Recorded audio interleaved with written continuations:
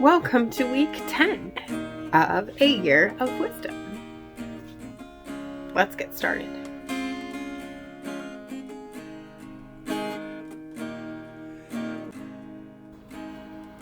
Day 72.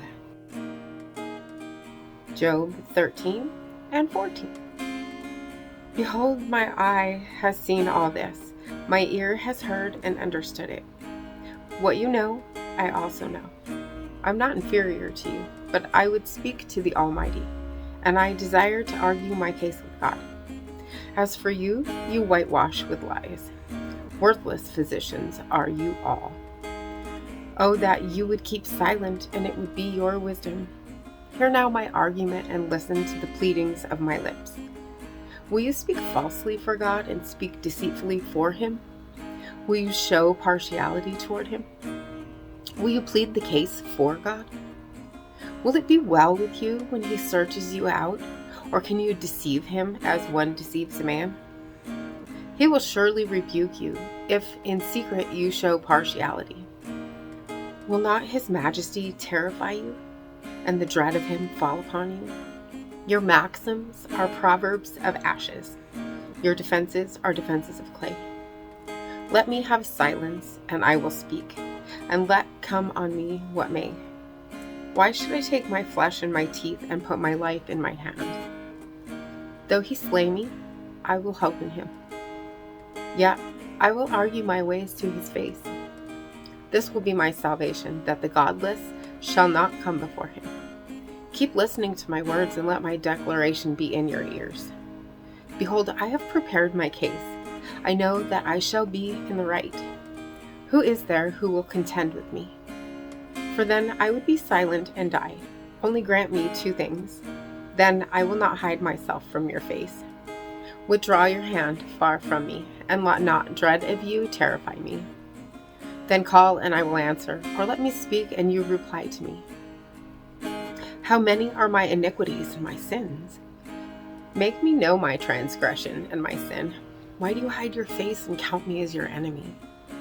Will you frighten a driven leaf and pursue dry chaff? For you write bitter things against me and make me inherit the iniquities of my youth. You put my feet in the stocks and watch all my paths. You set a limit for the soles of my feet. Man wastes away like a rotten thing, like a garment that is moth-eaten. Man who is born of a woman is few of days and full of trouble. He comes out like a flower and withers. He flees like a shadow and continues not. And do you open your eyes on such a one and bring me into judgment with you? Who can bring a clean thing out of an unclean? There's not one. Since his days are determined and the number of his months is with you, and you have appointed his limits that he cannot pass, look away from him and leave him alone, that he may enjoy, like a hired hand, his day.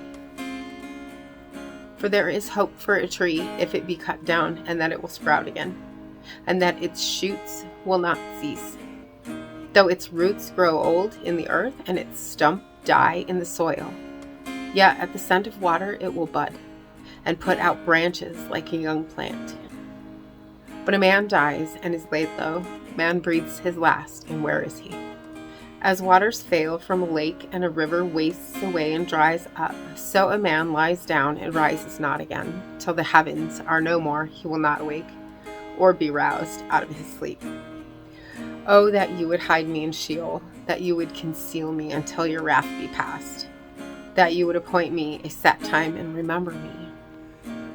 If a man dies, shall he live again? All the days of my service I would wait, till my renewal should come. You would call, and I would answer you. You would long for the work of your hands, for then you would number my steps. You would not keep watch over my sin. My transgression would be sealed up in a bag, and you would cover over my iniquity. But the mountain falls and crumbles away, and the rock is removed from its place. The waters wear away the stones, the torrents wash away the soil of the earth. So you destroy the hope of man. You prevail forever against him, and he passes. You change his countenance and send him away. His sons come to honor, and he does not know it. They are brought low, and he perceives it not. He feels only the pain of his own body, and he mourns only for himself. Proverbs 13. A wise son hears his father's instruction, but a scoffer does not listen to rebuke. From the fruit of his mouth a man eats what is good, but the desire of the treacherous is for violence. Whoever guards his mouth preserves his life. He who opens wide his lips comes to ruin.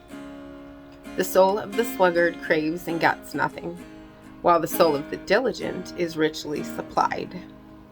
The righteous hates falsehood, but the wicked brings shame and disgrace. Righteousness guards him whose way is blameless, but sin overthrows the wicked. One pretends to be rich, yet has nothing. Another pretends to be poor, yet has great wealth. The ransom of a man's life is his wealth, but a poor man hears no threat. The light of the righteous rejoices, but the lamp of the wicked will be put out. By insolence comes nothing but strife, but with those who take advice is wisdom. Wealth gained hastily will dwindle, but whoever gathers little by little will increase it. Hope deferred makes the heart sick, but a desire fulfilled is a tree of life. Whoever despises the word brings destruction on himself, but he who reveres the commandment will be rewarded. The teaching of the wise is a fountain of life, that one may turn away from the snares of death. Good sense wins favor, but the way of the treacherous is their ruin. Every prudent man acts with knowledge, but a fool flaunts his folly. A wicked messenger falls into trouble, but a faithful envoy brings healing. Poverty and disgrace come to him who ignores instruction, but whoever heeds reproof is honored. A desire fulfilled is sweet to the soul, but to turn away from evil is an abomination to fools. Whoever walks with the wise becomes wise, but the companion of fools will suffer harm. Disaster pursues sinners, but the righteous are rewarded with good. A good man leaves an inheritance to his children's children, but the sinner's wealth is laid up for the righteous. The fallow ground of the poor would yield much food, but it is swept away through injustice. Whoever spares the rod hates his son, but he who loves him is diligent to discipline him. The righteous has enough to satisfy his appetite, but the belly of the wicked suffers want. And as always, I am grateful for you being here, and make sure you hit the subscribe button right there. Click the bell and you'll get notifications. And I will see you tomorrow. God bless. You'll carry me out of the storm. I'm standing at the crossroads. I'm lost without a clue. I need a big pink neon sign to show me what to do. I thank you, Lord. It glorifies you when you're the only answer. I praise you, Lord, for holding what's too much for me. And I'm amazed by you, Lord, because nothing's too big and nothing's too small to lay at your feet. I want to thank you, Lord, for believing in me.